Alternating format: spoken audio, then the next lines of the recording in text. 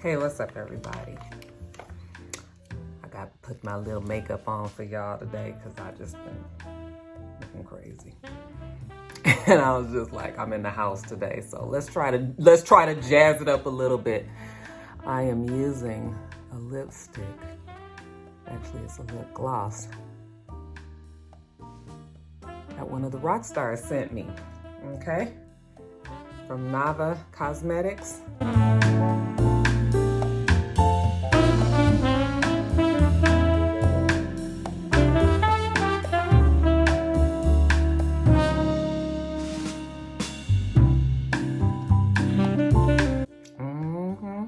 I like that. That is pretty. Again, this is from Nava Cosmetics. One of the Roxstars sent it to me and I told her that I would try it on in one of my videos, and it is from Nava Cosmetics, like I said.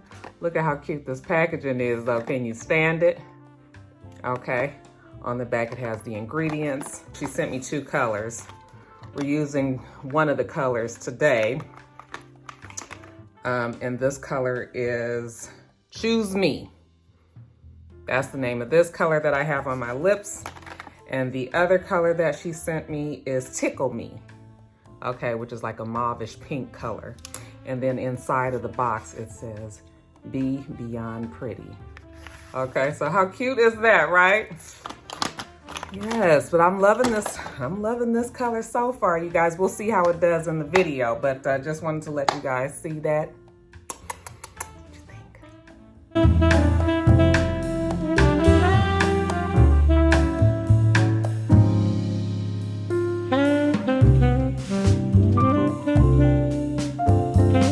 Hey, what's up, Roxstars? It's Rox with a little bit of talk about what's at the top of the blog, so let's get to it.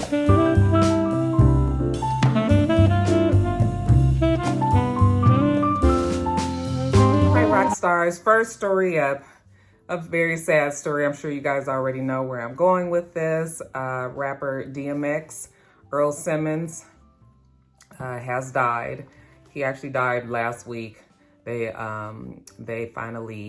family finally announced that he had died on Friday, which of course is always after I do my top of the blog, something happens.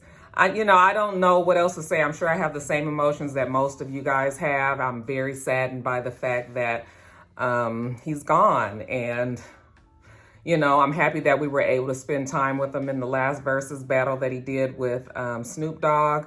We had a good time there. I actually thought he looked good, sounded good there, and I was just really hoping that things were on the up and up for him. And I'm not sure where he was in his life. I'm not sure if he was on drugs or drinking. Not sure. They haven't really released or haven't really said how he died. Well, they did say, I believe originally he was put in the hospital because of a heart attack. But besides that, I'm not quite sure if that was as a result of any drug use or what. It doesn't even matter at this point. He has died, and that's just the saddest part of it all. I guess if anybody can get any consolation out of this, it would be to know that he's at peace now. I think that most of us also felt like he wasn't the most, there was this battle of good and bad in his life, and him always trying to strive to do his best and not always winning that battle. So I think that, maybe now he is at peace, that he is with his Lord and Savior. We all know that he believed in God and he believed in Jesus and the Lord, and, so I'm just really hoping that his soul is at peace now. Of course, we know that he was divorced from Tashira Simmons, but he was also engaged. I didn't even write down her name. I'm sorry about that, but we have seen pictures of her and DMX's ex-wife together, them both mourning the loss.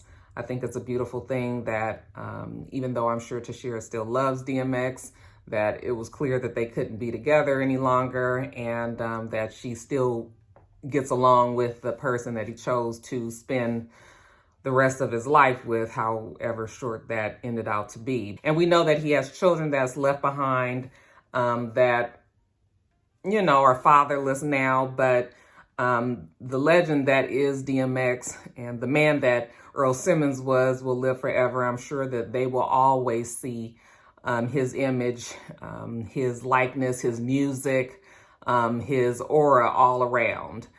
Something especially up in New York, I'm sure that they will keep his memory alive, much like they have Big, Notorious B.I.G. In that same manner, as they should. So I just wanted to say, because it's been pretty much a week now, but we still feel the absence in our hearts. Like I said, he was 50 years old, leaving behind friends and family and scores of fans all over this world. Rest in peace to DMX.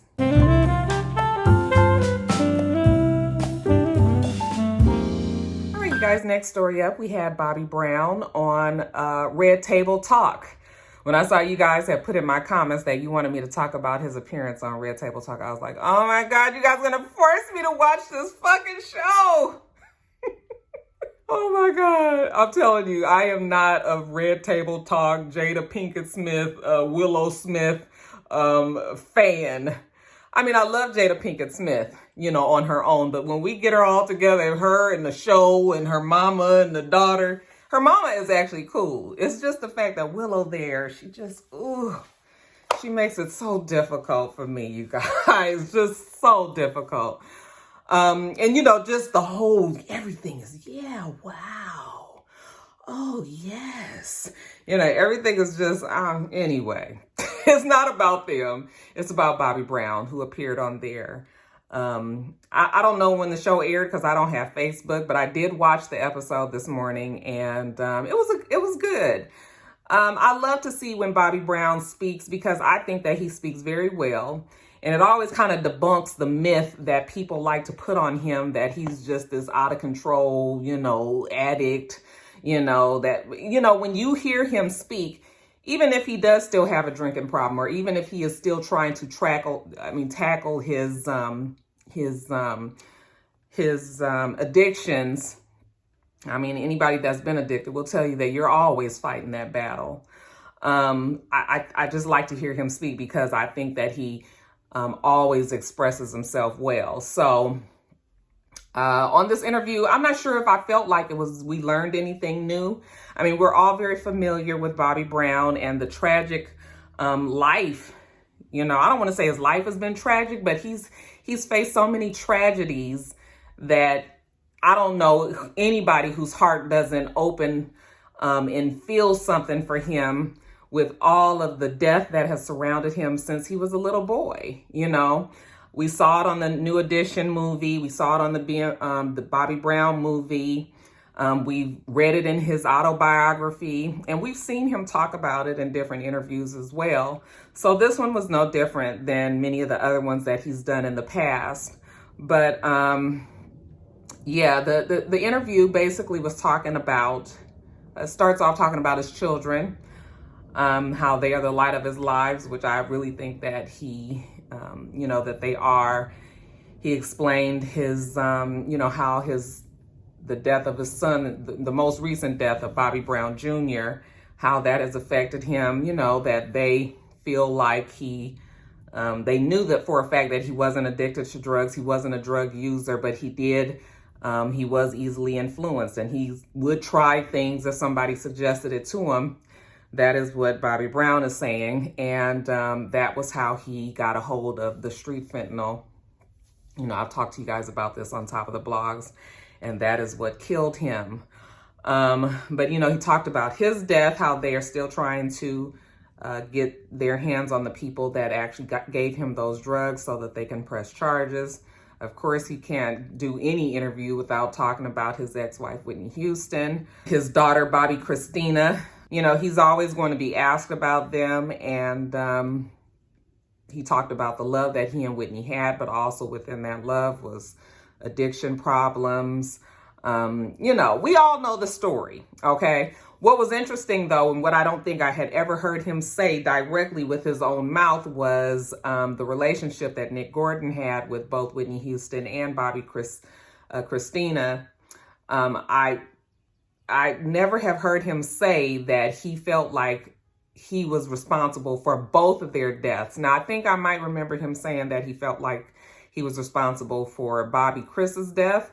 But this time he also felt like, he also mentioned that he felt like he was responsible for Whitney Houston's death because he was in both places at both times, and that they both died in the same fashion. So he's always felt, he said, that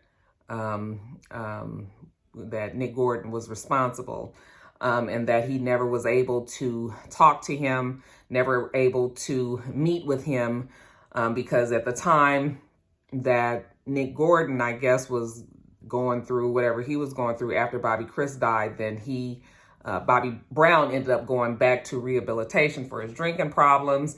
And when he got out, Nick Gordon had died. Okay. So not able to get any answers. I guess he just wanted to look at him man to man, face to face, and just see what he can get out of that conversation. But that conversation was never to be had. So, you know, he just talked about his life. He said that he's been sober from narcotics for 19 years. He said he's been sober from alcohol for 1 year, and good for him. His wife did join him, and every time I see her, I can tell that she is fiercely protective of Bobby Brown, as she should be. I'm sure that she makes sure that he is not surrounded by people that are trying to take advantage of him. I mean, you can just very, very well see that she is there, and you ain't gonna get too much shit past her, okay? That she is the gatekeeper, and probably somebody that Bobby Brown needs in his life to kind of keep him on the straight and narrow as well. I think she should be commended for what she has been put through, you know, being Bobby Brown's wife. I'm sure it hasn't been an easy job. But just seeing the both of them there, the black love, the fact that, you know, she speaks very well as well. You can tell she has a great relationship with his children. I don't know if it started out that way. You know, if we can think back to when they first got together, when we look at the movies anyway, the kids didn't seem to want to accept her originally, but it seems like they all love her and she loves them, and it's one big happy family. We know that Bobby Brown has like younger children now, besides just his, you know, and then he has his older children as well. He said he's a grandfather now, you know, and so the interview was really just nice. It was nice to see Bobby Brown talk, him being lucid. I mean, we don't see him being high and crazy anymore, but I still feel like that's an image that he's never able to really outrun. And whenever people talk about Bobby Brown, there's always going to be somebody in the room that has something negative to say about him. So I thought it was a good interview. Okay. And like I said, just if you can get past Willow. Oh my gosh, she is a whole lot, but it was actually a very good interview. And even Willow didn't get on my nerves too bad, you guys. So anyway, have you guys seen, did you guys just hear Blue? He's bored. He wants me to come out and play. I got to get back to work, Blue. That's why I'm doing this real quick. But did you guys see the interview? You guys let me know what you thought about it.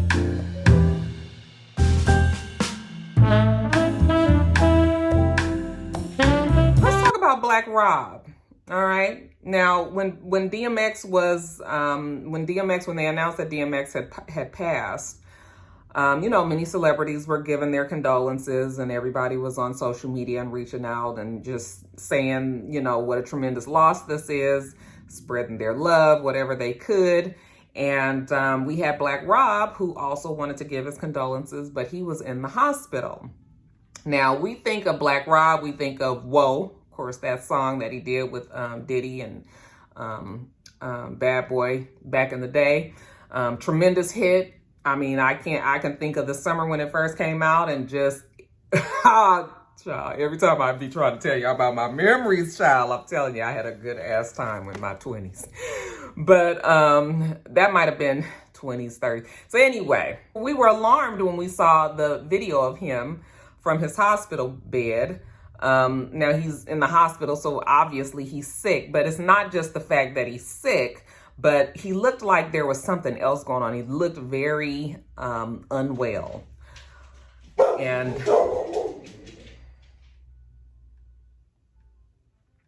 he looked very unwell. he could barely speak, but he did share how much he was in pain, you know, with Blue.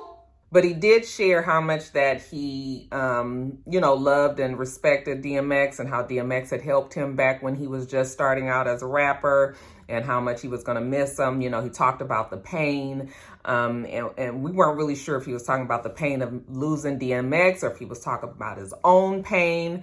But it was, like I said, the video was jarring because we just don't expect people who've had successful, you know, hit songs to end up in this fashion. So now it has come out. He's just got on social media recently, and he shared with us that he is out of the hospital and that he is much better.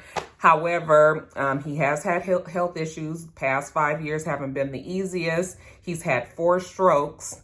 Not sure what has attributed to those strokes, but he has been sickly. And he also shared that he's been homeless. And that was the reason why he looked the way that he looked when he was in the hospital. So it's sad, you know. I know there's been a lot of talk of people always talking about the fact that Puffy has robbed his artists, and that, you know, many of them have a story maybe not quite as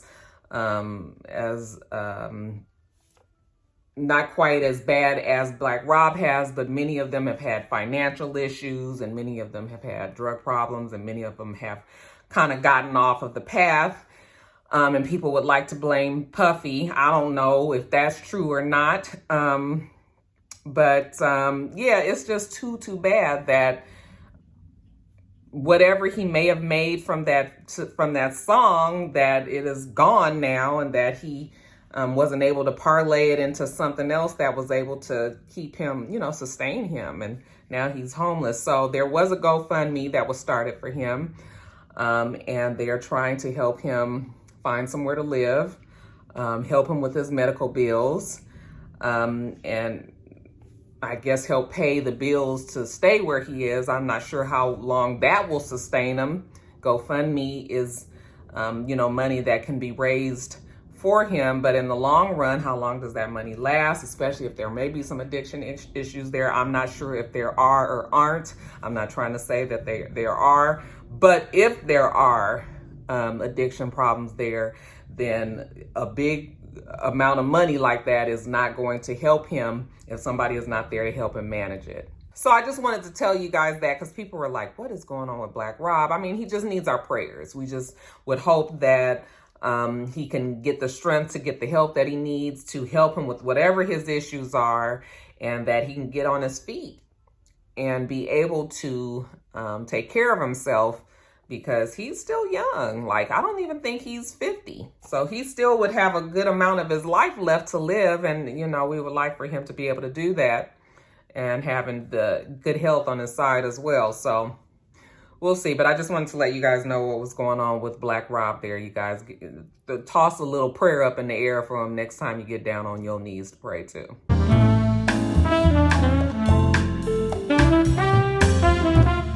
All right, you guys, since we have had some heavy topics here, let's just lighten the mood a little bit. So let's talk about your boy Usher Raymond. This shit is hilarious to me. So Usher thought it was a good idea to go to a strip club. And you guys know how it is when the music get good and the strippers is out there and they making it do what it do. Okay, what do? You get your stack of money and you go out there and you make it rain. Okay, that's what we do when we go to strip clubs. Okay, so Usher was just like everybody else. You know, he got his wad of money and he went out there to make it rain on Dominique and Tiny Titty Tasha. And when I say that he took his money, I mean literally he took his own Usher bucks to the strip club and gave it to Dominique and Tiny Titty Tasha. Child, why did he have these dollar bills made up, and they actually have his face, the profile of his face on it? And I guess he was trying to share it as legal tender, you guys, and it was not legal tender. And specifically, Tiny Titty Tasha did not appreciate it. I was like, Usher, what was you thinking? Evidently, he did that to promote his show. He has a residency starting in Vegas in July. Okay, now that everything is open back up, the Rona look like it's, we might be trying to get a handle on things, and Vegas is opening up. So now all these residencies are coming back. So he's supposed to be there in July. And this was a promotion, giving this money for his show that's coming up. But I can promise you, I can bet you your bottom dollar that Diamond Nick and Tiny Titty Tasha don't give a fuck about his gig in Vegas. That shit don't pay the bills. He out there giving out that money. And really, he's lucky that he didn't catch the right people on the wrong day, because he could have got his ass beat. Now, you Usher Raymond. So we know, nothing is going to come to you. But let it have been Devon who would have thought it would have been fun, a good idea to promote his travel barbecue business by making up fake dollars and throwing it in a strip club and see what happens. Who the fuck Devon up? I don't even know if that's legal. Like, can you do that? I mean, this is a business. It's a known fact that you're supposed to throw money. I mean, you're not supposed to. You don't have to. But if you throw in something at a strip club, I would imagine that it's supposed to be money, right? That they actually can get together and... So, yeah. Okay, so, but, yeah. Brother man got his own money. Ooh, that Usher know he ought to be ashamed of his damn self. I guess he was like, fuck it. Get a little promotion on this, give everybody a good little laugh. Yeah, he, ha, ha, ha. Y'all ask Dominique and Tiny Titty Tasha what they think about these damn Usher books.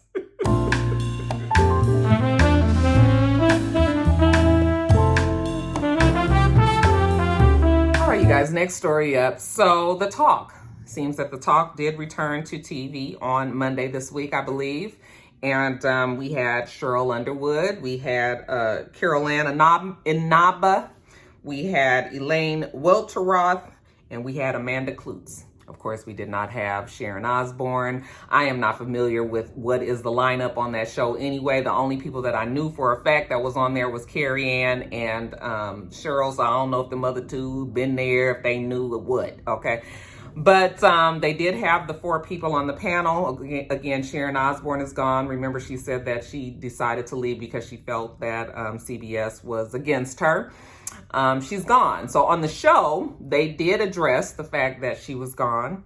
Cheryl Underwood said that she felt like it's trauma that she has to kind of revisit just talking about it. She didn't want to appear as the angry Black woman on that show, and so it almost brought her to tears to hold back her emotions when Sharon was making her so upset and saying the things that she said. She knew she couldn't respond the way that she really wanted to. It would not have looked right. So, she said, and we as Black people know how that can be, always having to turn the other cheek. In the interest of keeping your job, not getting into confrontations with people, the such. So many of us have felt that same frustration. And so, she explained that on the show. They did talk about them having to heal from that episode, how everything went so extremely left. Nobody expected it to go that way that quickly. But when it did, it was clear that there was really no way for them to bring it back. And then, of course, when the show went off and there was an investigation going on, Cheryl said that Sharon Osbourne did reach out to her through text message. And I guess that was her trying to apologize about what happened. And Cheryl said that she wasn't sure what she was supposed to do in an investigation. She wasn't sure if she should be talking to her or not. So she did not answer the text messages. Sharon Osbourne is going around on interviews and mentioning that Cheryl and some of the other ladies may have been responsible for getting her put off the show. But I was like, but she wasn't put off the show. She was, I don't think she said having her put off the show, but I think she was saying that they had set her up. That's what it was. Like it was a setup. Well, at least when you watch that episode, again, I don't watch the show, but when I watch that episode, I feel like Sharon Osbourne walked into that shit all by her fucking self. Nobody had to set that up. She was so emotional and so, devastated white womanish that she couldn't even control her own self. She was that upset about it that she just went on and on and on. The more she spoke, the more she put her foot in her mouth. Blue. So I don't know if Sharon can. Blue, hush. This is why I don't do videos in the house, you guys. So I don't know if Sharon can blame them for that. It doesn't even matter now. You know what? She's gone off the show. Like they said, they've got to be able to move forward. And I'm sure that's exactly what they'll do, because you know what? One monkey don't stop no show. Okay. My dad always told me that don't ever feel like you're irreplaceable, like Beyonce said. Okay. Because when you can't do the job anymore, they just gonna get somebody else that can. Okay. So it keeps going. So once they get over this, the little bump in the road, what happened on the show, they'll get back to normal. Sharon Osbourne, I'm sure, will be just fine too. Okay. She was rich before she even got on that show, and she'll be rich afterwards. Okay. So everybody can just move on with their lives. I thought it was funny though, because Cheryl said that she still felt like she and Sharon were friends. She said, you know, once she meets a friend and they become a friend, they stay a friend. I was like, I don't think Sharon thinks that. What y'all think?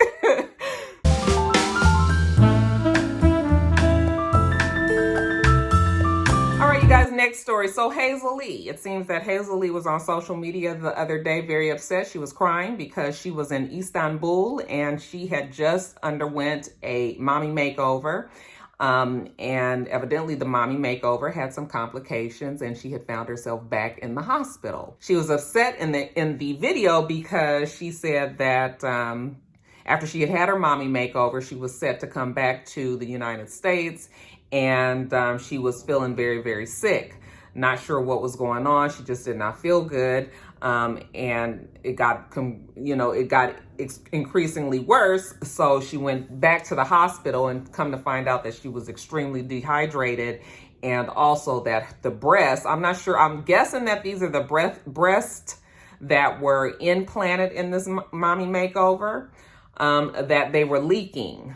All right. And I'm assuming that they may have been silicone, and the silicone was making her ill. So she said that it was a life and death matter, and that the doctors had decided to take out her implants. Okay, so she flew all the way to Istanbul to have this mommy makeover, and all she has to show for it is no titties and illness, and a botched mommy makeover. Is very unfortunate, you guys. I don't know why people do these out of the country plastic surgery when, now you hear stories about people doing it and it goes well, okay? And that's good. But what happens when the surgery doesn't go well? You know, I don't even know if she would have any legal, if she would have any grounds to do anything legally, because first of all, she's not even a citizen of that country. And then we don't know what the regulations are, the doctors over in different countries, and if they have to be certified in certain things, and we don't know what that person's experience is, and all of this, you know.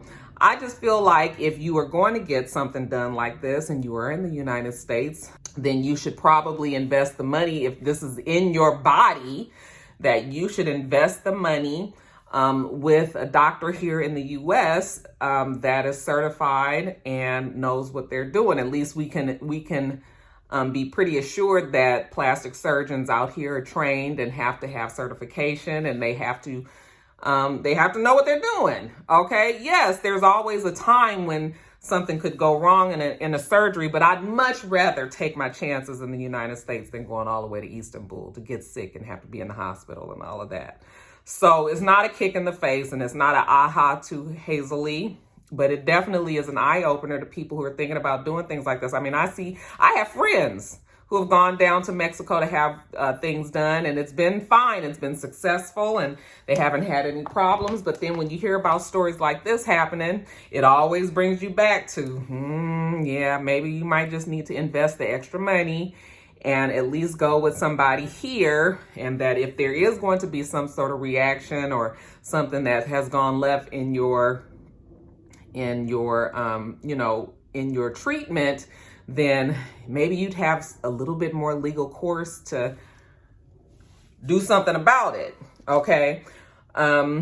So it's too bad because she looked miserable in the video that I saw, and she was crying. I was like, girl, they are never gonna let you live this down. I don't know why people put themselves out there on social media like this, especially somebody like HazelE, who has so many people that don't like her, that tease her all the time and have so many negative things to say. Some people just like that attention. I can already see Masika. She might not have said nothing now, but I'm sure she gonna keep that on the memory banks for when she needs to pull that out again. And it's just like, girl, you just giving people ammunition to make your life, you know, unhappy. But I guess even bad attention is good attention. Like if you need the attention, bad, good, it doesn't matter. It's too bad. I felt sorry for her because she actually did look like she was very sick. We also had Lil Brandy on Instagram who was crying about HazelE. And it seems that Lil Brandy was the one who told her about this doctor in Istanbul. She called him unprofessional. Blue!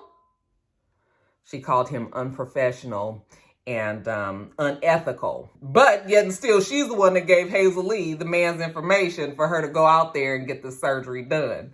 So she feels responsible for it.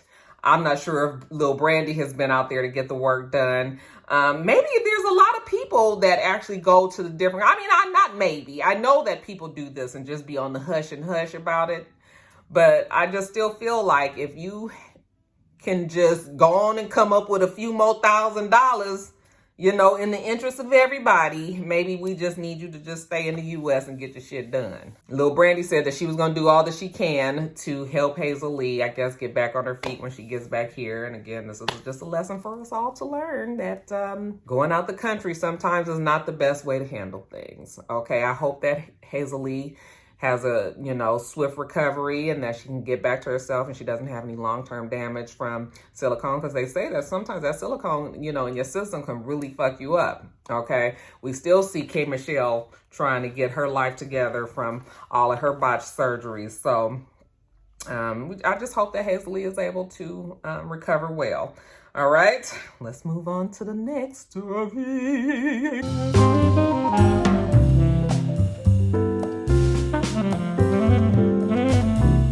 All right, you guys, and then the last story is congratulations are in order to NickCannon and his, I don't even know what she is. Maybe, I mean, baby mama? That seems so disrespectful. I mean, I don't mean that in a mean way, but he's not with her, and I don't even think that he's with her. Like, I don't think that they're actually a couple.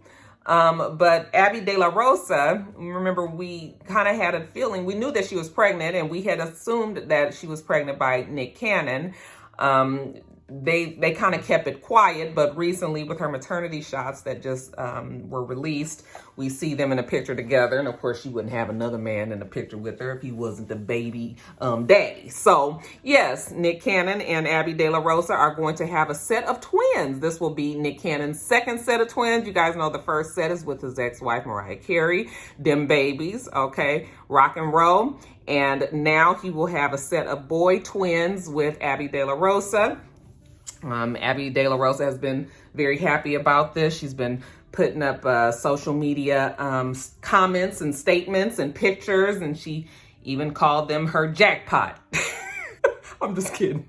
I know, you guys, that is not nice. She called them her little miracles and said that, you know, gave a very emotional post about her and NickCannon always going to be there. Mommy and daddy will love you forever. And, you know, you can always come to us and, you know, all of the warm and fuzzies that you feel with your first baby, you guys. So NickCannon is busy out there, you guys. And the interesting thing about it is for all of the people that he's gotten pregnant and all the children that he has, nobody ever really rides him about it like other people get rided about, you know, going out there and just spreading they seed all around and making baby after baby with woman after woman. I guess maybe the difference is the fact that the women are okay with it and NickCannon is okay with it, and he clearly can take care of all of these babies and women and everything. So I guess who are we to judge, right? Maybe that's what I mean, What can you say? So I just was like, I mean, I guess. So like I said, congratulations are in order.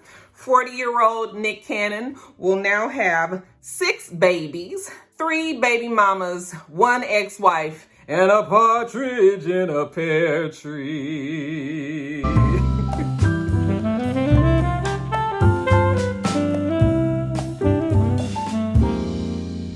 Guys, let me get off of here. This lipstick held up very well. I'm happy with it so far. I wanted to wear it when I was talking a lot because you guys know sometimes with these matte lip glosses, they can crumble up on your lips. And I wanted to see if this was going to do that. And so far, it is hanging on there. I'm telling you, it is a very pretty deep color red. I'm happy with this. I can't wait to try out the other one. But again, thanks to Nava Cosmetics for sending that to me. I am going to get on back to work, you guys. We do this every single week. So make sure that you rate, comment, and subscribe, and make sure you come back.